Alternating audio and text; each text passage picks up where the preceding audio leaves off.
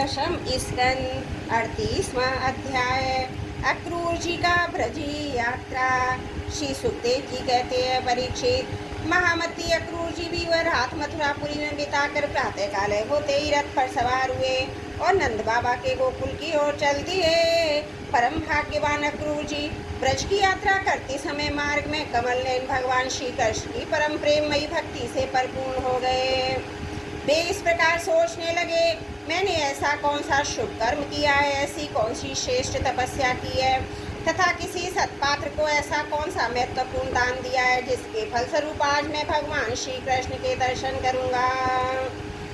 मैं बड़ा विषयी हूँ। ऐसी स्थिति में बड़े बड़े सात्विक पुरुष भी उनके गुणों का ही गान करते रहते हैं, दर्शन नहीं कर पाते। उन भगवान के दर्शन मेरे लिए अत्यंत दुर्लभ हैं। ठीक वैसे ही जैसे शूद्र कुल के बालक के लिए वेदों का कीर्तन, परंतु नहीं, मुझे अधम को भी भगवान श्री कृष्ण दर्शन देंगे, क्योंकि जैसे नदी में बहते हुए तिनके कभी कभी इस पार से उस पार लग जाते हैं, वैसे ही समय के प्रभाव से भी कोई इस संसार सागर को पार कर सकता है।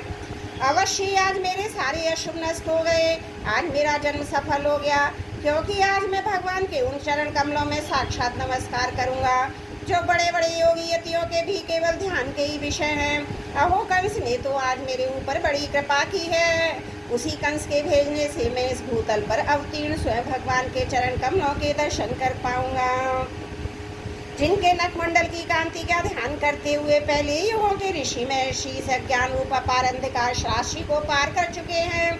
स्वयं वही भगवान तो अवतार ग्रहण करके प्रकट हुए हैं। ब्रह्मा, शंकर, इंद्र आदि बड़े बड़े देवता जिन चरण कमलों की उपासना करते रहते हैं, स्वयं भगवती लक्ष्मी एक क्षण के लिए भी उनकी सेवा नहीं छोड़ती।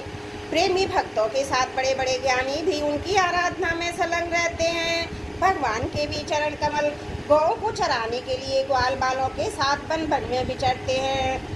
वे ही सुरमुनि वंदित श्री चरण गोपियों के वक्ष स्थल पर लगी हुई केसर से रंग जाते हैं, चिन्हित हो जाते हैं। मैं अवश्य उनका दर्शन करूंगा। मरकतमणियों के समान सुसंगीत कांतिमान उनके कोमल कपोल हैं, तोते की टोर के समान नुकीली नासिकाएं, होठों पर मंद मंद मुस्कान, प्रेम भरी चितपन, कमल से कमल रत्नारे लोचन का पोलों पर घुंघराली हल्के लटक रही है। मैं प्रेम और मुक्ति के परमदानी श्री मुकुंद के उस मुख कमल का आज अवश्य दर्शन करूंगा, क्योंकि हिरण मेरी दाईं ओर से निकल रहे हैं।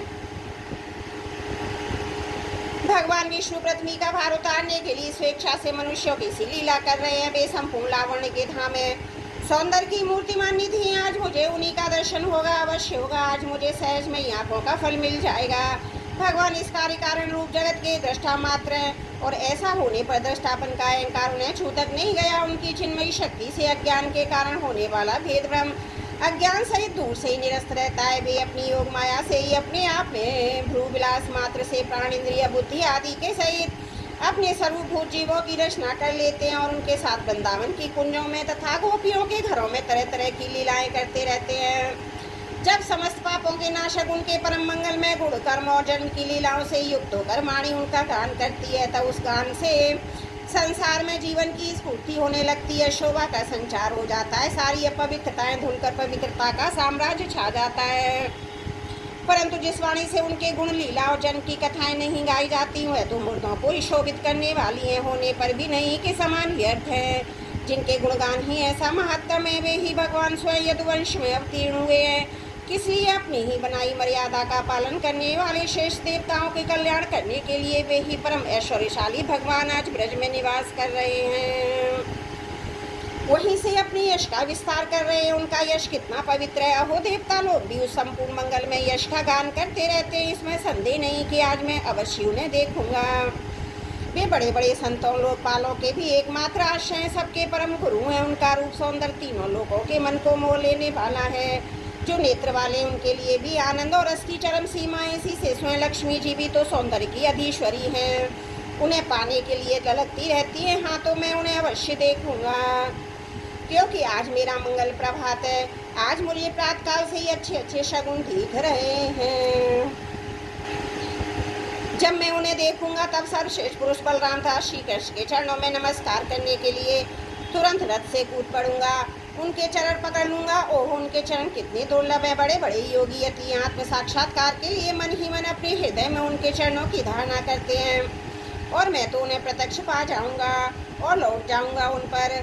उन दोनों के ही साथ बनवासी सखा एक एक ग्वाल वाल के चरणों की भी वंदना करूंगा। अहो मेरे भाग्य, जब मैं उनके चरण कमलों में गिर जाऊंगा तब क्या वे अपना कर कमल मेरे सिर पर रख देंगे। उनके कर कमल उन दोनों को सदा के लिए अभयदान करने दे चुके हैं, जो काल रूपी सांप के भय से अत्यंत घबरा कर उनकी शरण चाहते हैं और शरण में आ जाते हैं। इंद्र तथा दैत्यराज बलि ने भगवान के उन्हीं कर कमलों में पूजा की भेंट समर्पित करके तीनों लोगों को प्रभुतेंद्र पद प्राप्त कर लिया। भगवान के उन्हीं कर कमलों ने, जिनमें दिव्य कमल सी सुगंध आया करती है, अपने स्पर्श से रासलीला के समय ब्रजयुक्तियों की सारी थकान मिटा दी थी। मैं कंस का दूत हूँ, उसी के भेजने से उनके पास जा चुका हूँ। कहीं भी मुझे अपना शत्रु तो ना समझ बैठेंगे। राम राम वे ऐसा कदापि नहीं समझ सकते, क्योंकि वे निर्विकार हैं, समय अच्युत हैं और सारे विश्व के साक्षी है।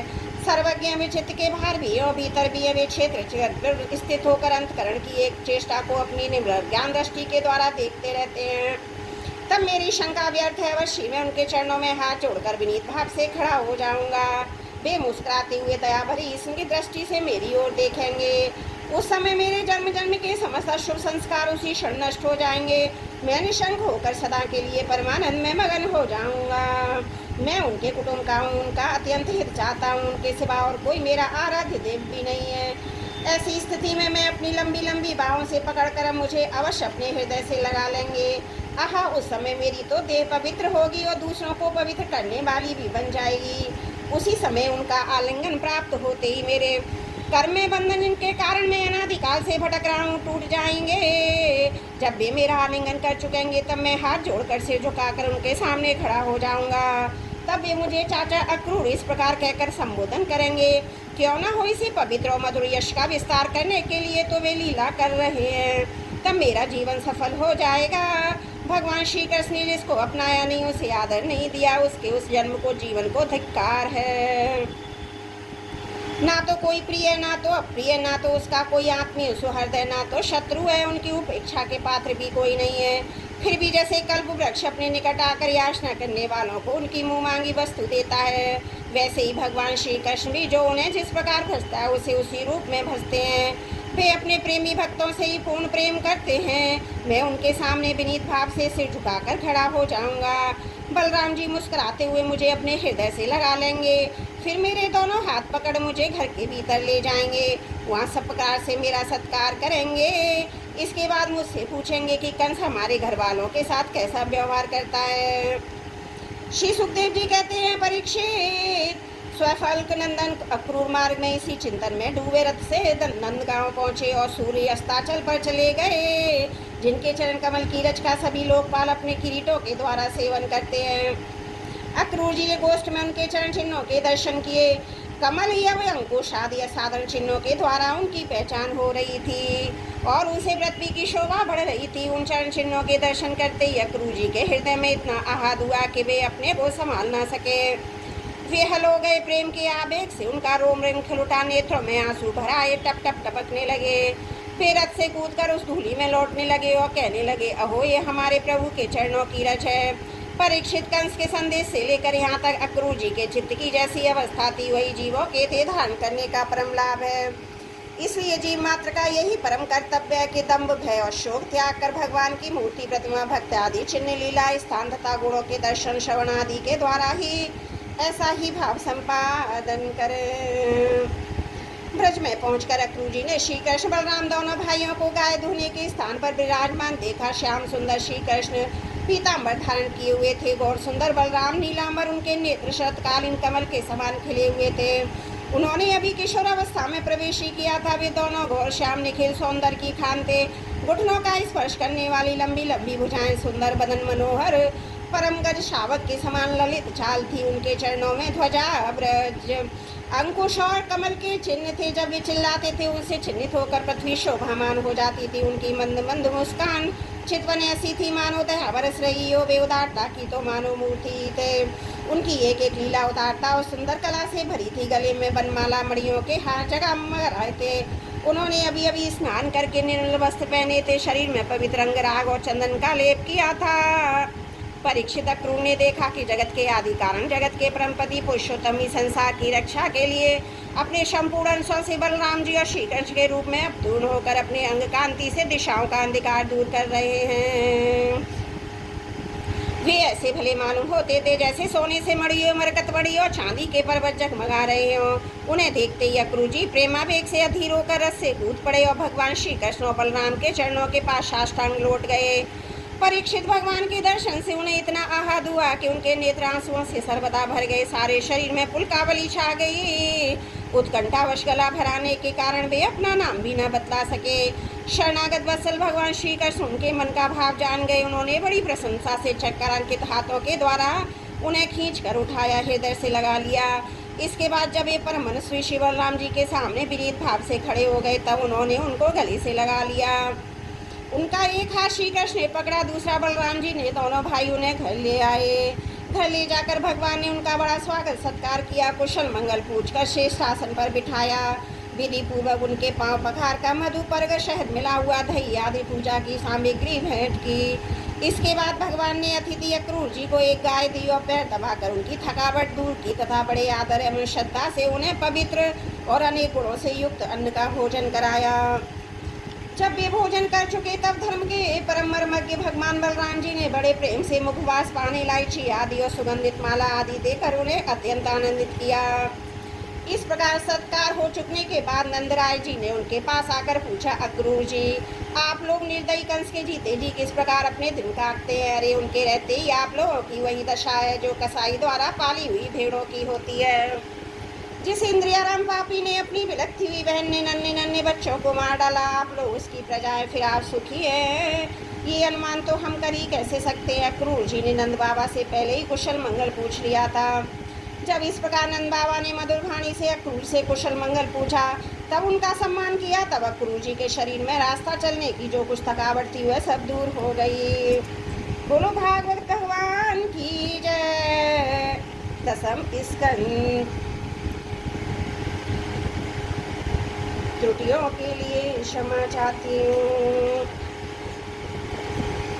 बोलो भागवत भगवान की जय। दसम स्कंद 39वां अध्याय। श्री कृष्ण बलराम का मथुरागमन। श्री सुखदेव जी कहते, भगवान श्री कृष्ण और बलराम जी ने अक्रूर जी की भली भांति सम्मान किया। वे आराम से पलंग पर बैठ गए। उन्होंने मार्ग में जो जो अभिलाषाएं की थी वे सब पूरी हो गई। परीक्षित, लक्ष्मी के आश्रय स्थान भगवान श्री कृष्ण के प्रसन्न होने पर ऐसी कौन सी वस्तु है जो प्राप्त नहीं हो सकती? फिर भी भगवान के परम प्रेमी भक्तजन किसी भी वस्तु की कामना नहीं करते। देवकी नंदन भगवान श्री कृष्ण ने सायंकाल का भोजन करने के बाद अक्रूर जी के पास आकर अपने स्वजन संबंधियों के साथ कंस के व्यवहार, उसके अगले कार्यक्रम के संबंध में पूछा। भगवान श्री कृष्ण ने कहा, चाचा जी, आपका हृदय बड़ा शुद्ध है, आपको यात्रा में कोई कष्ट तो नहीं हुआ। स्वागत है, मैं आपकी मंगल कामना करता हूँ। मथुरा के हमारे आत्मीय सुहृद कुटुंबी तथा अन्य संबंधी सब कुशल स्वस्थ हैं। हमारा नाम माता का मामा कंस तो हमारे कुल के लिए एक भयंकर व्याधि है। जब तक उसकी बढ़ती हो रही है तब तक हम अपने वंश वालों और उनके बाल बच्चों का कुशल मंगल क्या पूछें। चाचा जी, हमारे लिए बड़े खेद की बात है कि मेरे ही कारण मेरे निरपराध सदाचारी माता पिता को अनेकों प्रकार की यातनाएं झेलनी पड़ी, तरह तरह के कष्ट उठाने पड़े। और तो क्या कहूँ, मेरे ही कारण उन्हें हथकड़ी बेड़ी से जकड़कर जेल में डाल दिया गया तथा मेरे ही कारण उनके बच्चे भी मार डाले गए। मैं बहुत दिनों से चाहता था कि आप लोगों में से किसी न किसी का दर्शन हो। ये बड़े सौभाग्य की बात है कि आज मेरी अभिलाषा पूरी हो गई। 100 में सुहाग चाचा जी, अब आप कृपा करके बतलाइए कि आपका शुभ आगमन किसी निमित्त से हुआ। श्री सुखदेव जी कहते हैं, परीक्षित, जब भगवान श्री कृष्ण ने अक्रूर जी से इस प्रकार प्रश्न किया तब उन्होंने बताया, कंस ने तो सभी यदुवंशियों से घोर बैर ठान रखा है। वे वसुदेव जी को मार डालने में भी उद्यम कर चुके हैं। अक्रूर जी ने कंस का संदेश और इस उद्देश्य से स्वयं अक्रूर जी को दूत बनाकर भेजा था। नारद जी ने जिस प्रकार वसुदेव जी के घर श्री कृष्ण के जन्म लेने का वृत्तांत उसको बता दिया था, सो सब कह सुनाया। अक्रूर जी की बात सुनकर विपक्षी शत्रुओं का दमन करने वाले भगवान श्री कृष्ण और बलराम जी हंसने लगे। इसके बाद उन्होंने अपने पिता नंद जी को कंस जी की आज्ञा सुना दी।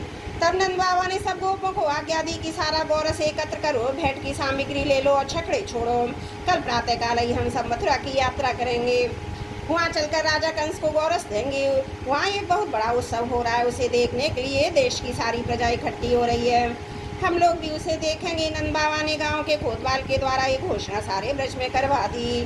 परीक्षित, जब गोपियों ने सुना कि हमारे मनमोहन श्याम सुंदर गौर सुंदर बलराम जी को मथुरा ले जाने के लिए अक्रूर जी ब्रज में आए हैं, तब उनके हृदय में बड़ी व्यथा हुई। वे व्याकुल हो गई। भगवान श्री कृष्ण के मथुरा जाने की बात सुनते ही बहुतों के हृदय में ऐसी जलन हुई, गर्म सांस चलने लगी, मुख कमल कुमला गया। बहुतों को तो ऐसी दशा हुई कि इस प्रकार अचेत हो गई, उन्हें खिसकी हुई ओढ़नी गिरते हुए कंगन ढीले हुए जूड़े तक का पता न रहा।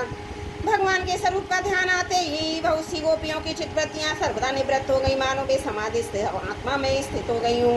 उन्हें अपने शरीर संसार का कुछ ध्यान न रहा। बहुत सी गोपियों के सामने भगवान श्री कृष्ण का प्रेम, उनकी मंद मंद मुस्कान, हृदय की स्पर्श करने वाली विचित्र पथों से युक्त मधुर वाणी नाचने लगी। वे उसमें तल्लीन हो गई, मोहित हो गई। गोपियां मनी मन भगवान की नटकीली चाल, भाव भी प्रेम भरी मुस्कान, चितवन सारे शोकों को मिटा देने वाली ठिठोलियां, उदारता भरी लीलाओं का चिन्हित करती हुई उनके विरह के भय से कातर हो गई। उनका हृदय, उनका जीवन सब कुछ भगवान के प्रति समर्पित था। उनकी आंखों से आंसू बह रहे थे। वे झुंड के झुंड इकट्ठी होकर इस प्रकार कहने लगी।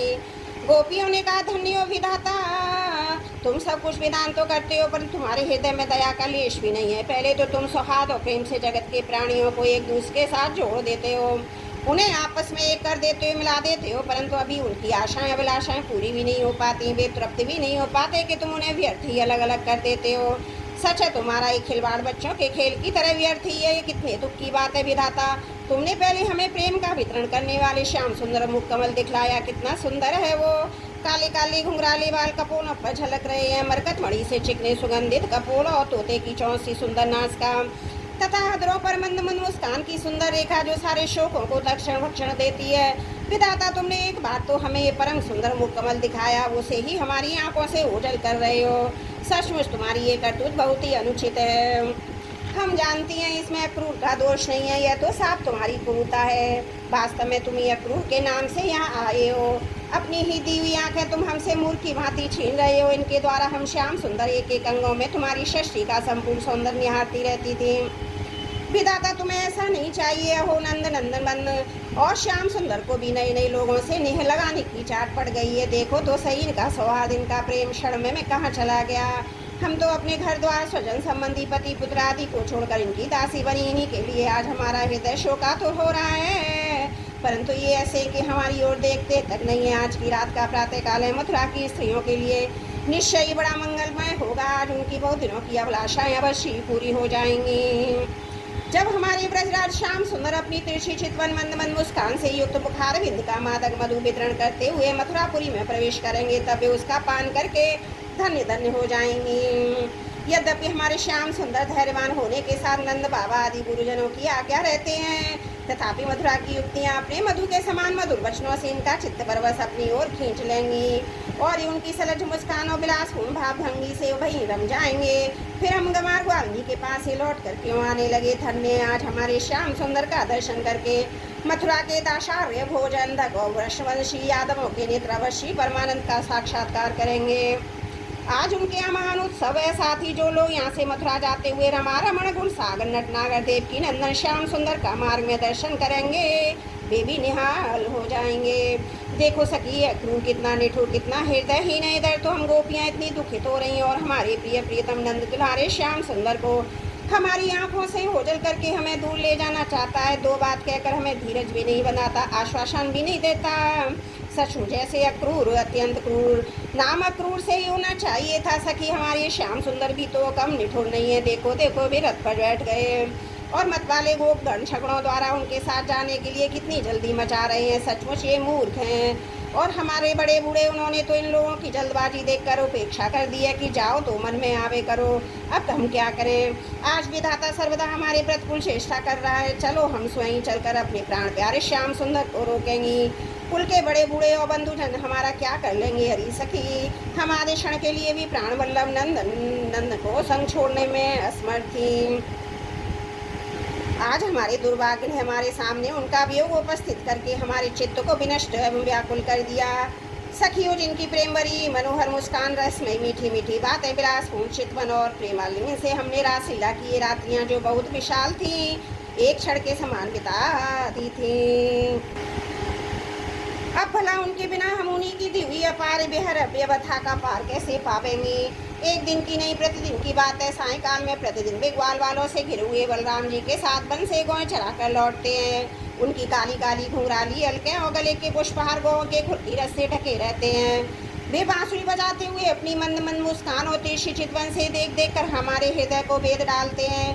उनके बिना भला हम कैसे जी सकेंगे। श्री सुखदेव जी कहते हैं, परीक्षित, गोपियां वाणी से तो इस प्रकार कह रही थी, परंतु उनका एक एक मनोभाव भगवान श्री कृष्ण का स्पर्श उनका आलिंगन कर रहा था।